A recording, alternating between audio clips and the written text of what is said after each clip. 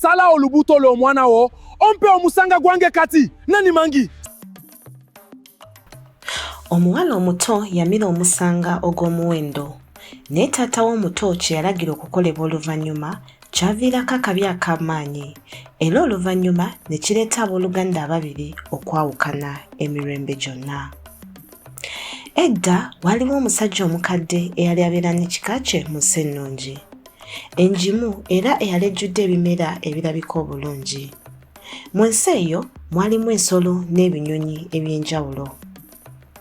Ensi eyo yali ya mukisa nnyo kubanga omugga Kiyira oba Nile gwali guyitamu. Amazzi gaagwo agaatangalijja gaaleetera ensi obulamu ne guyamba abantu, ebirime n'ebisolo byabwe okubeerawo.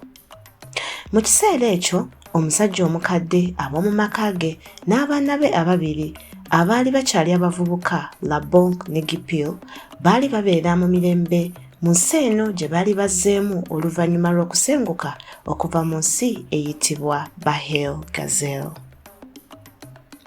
Ennaku zaafuuka wiiki, wiiki ne zifuuka emyezi, ate emyezi ne gifuuka emyaka. Obulamu bw'omusajja omukadde bwatandika okunafuwa. Amaanyi gaagenda gakendeera buli lunaku. Mangu ddala yali takyasobola na kugolokoka bulungi okuva mu kitanda kye. Bw'atyo yakoowola mutabani we omukulu Labong ayogere naye. Yamutegeeza nti obudde bwe bwali bunatera okuggwaako era bajjajja be baali bamuyita. Awo yakyukira Labong n'amukwasa effumu ery'enjawulo. Effumu eryo kaali kabonero ka bukulembeze mu kika era lyali litambudde okuva ku mulembe ogumu okudda ku mulembe omulala. Kati lyali lituuse ku Labong okukulembera n'okukuuma abantu ab'ekika. Effumu lyali liriko obubonero obwayolebwa n'obukugu era nga lyaka mu musana gwa Afrika. Labong yali amaze ebbanga ng'alindirira olunaku luno. Kati kyali kituuse ku ye okufuga n'okukulembera ekika. Bw'atyo yasuubiza kitaawe nti tajja kumuswaza. Nga wayise ennaku ntono omusajja omukadde yafa. Kyali kya nnaku eri abantu ab'ekika kubanga baali balina okugenda mu maaso n'obulamu nga tebakyamulina. Labong yadda mu kifo ky'omukulu w'ekika. Yali mukulembeze ow'amaanyi era omukakali, wadde ng'obudde obumu embeera ze zaamuleetera okukkiriza obusungu ne neewulira okumufuga. Wabula ekisinga obulungi tewaaliwo ntalo nnene oba mitawaana gy'amaanyi. Abalenzi baakula ne bafuuka abasajja, bwe batyo bawasa era ne bazaala abaana. Ensi ennungi era ey'obugimu yabawa emmere nnyingi ate Kiyira teyakaliranga. Waaliwo ebimala abantu n'ebisolo byabwe. Wabula olunaku lumu ku ssaawa ez'olweggulo Labong yali agenze kuyigga. Enjovu emu yava mu kisibo kyayo n'eyingira mu nnimiro yaabwe ennungi eya kasooli. Abakazi n'abaana bwe baagiraba badduka mu busiisira bwabwe nga batidde era nga bawoggana. Gipil eyali awummuddeko munda mu kasiisira yazuukuka olw'okukaaba okw'entiisa kwe yawulira. Bw'atyo yadduka ebweru okulaba ekyali kigenda mu maaso. Yalaba enjovu ng'eyonoona ebirime byabwe eby'omuwendo. Era ewataali kulowooza, bw'atyo yadduka mu kasiisira mwe baaterekanga amafumu n'akwata effumu n'alikasukira enjovu. Enjovu yafumitibwa, yadduka n'effumu nga likyali mu lubuto lwayo. Era Gipil yali awonyezza olunaku. Buli muntu yafuluma ng'amutendereza olw'obuvumu bwe. Labong bwe yakomawo yasanga abantu b'awaka nga bajjudde essanyu olw'ekyo ekyabaddewo. Ne bamubuulira nti Gipil yeewaddeyo yekka okulwanyisa enjovu ennene era n'agiwangula. Mwattu, Labong yakwatibwa obuggya. Ye yali akwasiddwa omulimu gw'okukuuma ekika.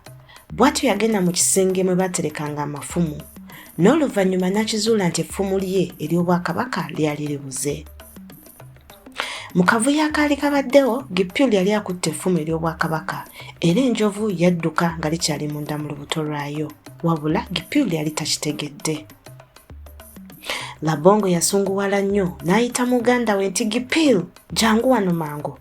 Yamutegeeza obukulu bw'effumu eryo ery'ekika era nti yali ayagala kulirekera mutabani we nga kitaawe bwe yali alimukwasizza. Era bw'atyo yamulangira obujja n'amugamba nti ateekwa okugenda alinoonye. Gipil teyakkiriza ekyo kye yawulira. Yali agenda kugoberera atya enjovu eyali efumitiddwa okugiggyamu effumu. Ekibira ekyali mu bukiikaddyo gye baabeeranga kyali kimanyiddwa okuba nga kikuumye ebibinja by'enjovu, embogo n'ebisolo eby'obulabe ng'empologoma n'engo. Naye Labong yagaana okukyusa endowooza ye, yali ayagala ffumu lye. Bw'atyo Gipil teyalina kyayinza kukola wabula okusibula mukazi we n'abaana be nga bakaaba. Yali alowooza nti tajja kukomawo kuba muganda we yali amusabye effumu lye era yalina okugenda. Bw'atyo Gipil yagenda mu kibira n'anoonya okumala ennaku n'ennaku ng'asula wansi obudde bwe buziba era yasisinkana ebisolo by'omu nsiko bingi. Mu ntandikwa yalina obuvumu bungi, naye bwe yagenda mu maaso ng'anoonya, omulimu gwali gufaanana nga ogutaasoboke. Yali agenda kujja atya effumu mu njovu mu kibira ekinene bwe kityo. Wiiki zaayitawo, oluvannyuma emyezi ne giyitawo. Gipil yafuuka munafu nnyo era omubiri gwe ne gukendeera. Bambi yali talya kimala, yali talya bulungi era buli kiseera yali abeera mu kutya olw'obulamu bwe. Emikono n'amagulu ge byali bijjudde ebiwundu ebyali byeyongera okwonooneka buli lunaku. Nga talina muntu wa kwogera naye, mu mpolampola yatandika okufiirwa essuubi n'amagezi. N'akolimira muganda we era n'akaabira abaana be ng'atya nti tagenda kubalaba nga bakula. Yali atuuse ku kkomo ly'amaanyi ge, yali takyasobola kwekaka kugenda mu maaso ng'alina ebiwundu, obulwadde era ng'alumwa enjala. Bambi yakkiriza nti yali aweddewo. Bw'atyo yasaba bajjajja be bamwanirize mu bulamu obuddako. Olunaku lumu lwayitawo. Gipil n'asaba empologoma bakamuje bijje bimumalirize bijjewo okubonaabona kwe. Naye mu kifo ky'ekyo omukisa gwamusekera. Omukazi omukadde yali anoonya ebimera eby'eddagala mu kitundu ekyo eky'ekibira yamusanga. Era Gipil n'ataasibwa. Yalowooza nti oba oliawo yali aloota, era okumala akaseera yalowooza nti ali ne bajjajja be abaali bamaze okufa era nga be bamutaasizza. Omukazi omukadde yategeera nti Gipil yali talina maanyi era yali yeetaaga obuyambi amangu ddala. Yali tasobola kwogera bulungi wadde okutambula, naye omukazi yamuyamba okutuuka ku kasiisira ke akatono okumpi n'ekibira. Yamulabirira n'obwegendereza era n'amujjanjaba. Yamujjanjaba ebiwundu n'amuwa amazzi n'ebyokunywa ebirala okuddamu amaanyi, era oluvannyuma n'addamu okuba n'amaanyi agamala okwogera. Gipil yatandika okunyumiza omukyala omukadde n'amutegeeza emboozi ye ey'obulumi, era omukazi yamusaasira olw'ebyo bye yali ayiseemu. N'amugamba nti yali agenda kumuwa emmere n'obuddamu ng'agenda mu maaso n'okunoonya effumu lye. Gipil yasanyuka nnyo kuba obulamu bwe bwali bukyukise.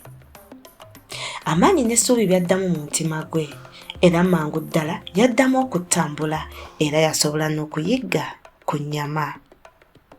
Yakkiriza okubeera mu kibira n'omukazi omukadde. Ono yali amujjukizza nnyo jjajjaawe era yali awonyezza obulamu bwe. Naye taleka kulowooza ku maka ge. Emyaka gyayitawo, obulamu bwabwe ne bufuuka obwa bulijjo. Bagendanga mu kibira bombi, omukazi ono n'anoonya ebimera eby'enjawulo ate Gipil n'anoonya effumu. Bombi bano baakuŋŋaanyanga era n'okuyigga ebyo bye baali beetaaga okulya. Ennaku ne zigenda, emyaka emirala ne giyitawo. Awo olunaku lumu nga bali mu kibira ekinene basanga entuumu y'amagumba amanene ennyo. Ne basembera okwetegereza. Omukazi omukadde ono yategeera amagumba ago gaali magumba ga njovu. Gipil yasembera okulaba ekyali kituse ku njovu eyo. Awo n'aliraba effumu ery'obwakabaka. Lyali ddyo. Gipil yali takkiriza n'amaaso ge kuba kyali kirabika nti enjovu gye yali afumise effumu yali ekomekkeredde efudde n'ebiwundu byayo. Mu ntumu y'amagumba mwalimu effumu nga liyakaayakana mu kitangaala ky'omu kibira era nga lirabika nga bwe lyali emyaka emingi emabega. Gipil yajjula essanyu n'atandika okuzina. Yali amaliriza omulimu gwe, yali asobola okuddayo eka. Omukazi omukadde yasanyuka kubanga Gipil yali azudde effumu, naye n'awulira obunakuwavu kubanga yali agenda kumulekawo. Wabula okumulaga okusima kwe, omukadde yakwasa Gipil obusanga obw'enjawulo. Obusanga obwo bwali bwa njawulo nnyo ku bwe yali amanyi. Bwali bwa langi ezirabika obulungi era nga bwaka nnyo mu musana. Gipil yasimma nnyo omukazi omukadde era n'amwebaza. Bw'atyo enkeera yamusibula ku makya. Gipil yatandika olugendo lwe olw'okuyita mu kibira. Yatambula wiiki nnyingi okutuusa lwe yatuuka eka. Abantu awaka ne balengera omusajja ow'enjawulo ataali mulungi mu ndabika era ne balowooza nti yali omu ku bantu abatambulira mu bitundu ebyo nga banoonya amazzi. Naye bwe yasembera ne bamutegeera. Mwattu, amawulire gaabuna ku kyalo kyonna. Gipil yali akomyewo. Buli muntu yajjula essanyu era Gipil yasembera eri Labongo n'amukwasa effumu. Wadde nga yali ayise mu bingi, yali akyayagala muganda we era yali amusubwa nnyo. Era Labongo yali asanyuse nnyo okulaba nti Gipil yali akyali mulamu. Embaga n'okusanyuka ne bigenda mu maaso okumala ennaku nnyingi era ekika ne kiddamu okuba ekimu. Gipil yali ayagala nnyo obusanga omukazi omukadde bwe yamukwasa. Bwali bumujjukiza obulumi bwe yali ayiseemu n'engeri gye yali awonyezebbwamu olw'ekisa ky'omuntu omulala. Yayagalanga nnyo okubuteekateeka n'okubukwata mu lunyiriri mu ngeri ez'enjawulo. Wabula lumu ng'ateekateeka obusanga bwe, abaana bajja okumwetooloola nga balaba ky'akola. Mu bo mwalimu omwana omuwala omuto, omwana wa Labongo eyali omwana we asembayo era gwe yali ayagala ennyo. Omwana ono yatandika okuzannya n'akamu ku busanga. Ng'abaana abato bwe bakola, bw'atyo yakateeka mu kamwa ke. Era mu butanwa yakamira. Omu ku baana abalala bwe yalaba ekyali kibaddewo n'ayita Gipil n'amutegeeza nti omuwala omuto yali amize akasanga ke. Gipil eyali akyalina obusungu ku lw'ekyo muganda we kye yali amukoze n'alaba omukisa ogw'okuwoolera eggwanga. Bw'atyo yagenda eri Labongo n'amutegeeza ekyali kibaddewo n'amusaba amuddize omusanga gwe ogw'omuwendo. Labongo yamugamba nti omusanga gwali kujja kuyita mubiri gw'omwana era gwali kugenda fuluma era n'amugamba ajja kukufuna oluvannyuma. Naye Gipil teyakkiriza, yagamba nti yali ayagala omusango gwe amangu ddala. Era Labongo yalina okunoonya engeri y'okuggyamu mu lubuto lw'omwana omusango ogwo. Awo Labongo n'ategeera ddala ekyo Gipil kye yali amulagira. Yali ayagala omwana we ow'emyaka 2 bamusale olubuto omusanga gusobole okuggyibwamu. Labongo yali takkiriza muganda we kye yali amusaba, naye kyalinga embeera eyali ekyuse. Ku mulundi guno omuntu yali agenda kufa.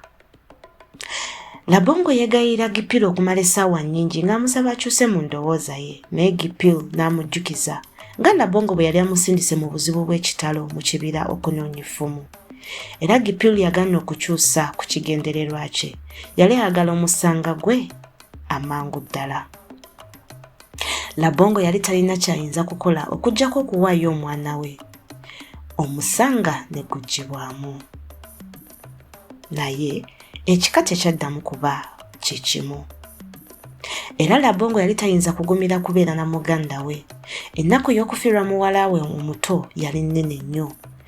Abooluganda ne basalawo okwawukana. Era ne bassa embazzi mu kifo ekiyitibwa kaakano Wanglei e Pakwach ku lubalama lwa Kiyira.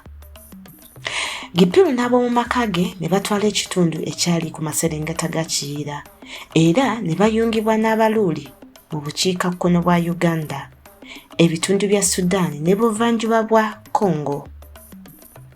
Ate Labongo n'ab'omu maka ge ne bagenda mu kitundu ekyali ebuvanjuba bwa Kiyira ne beeyongera mu maserengeta n'oluvannyuma mu buvanjuba bwa Kenya.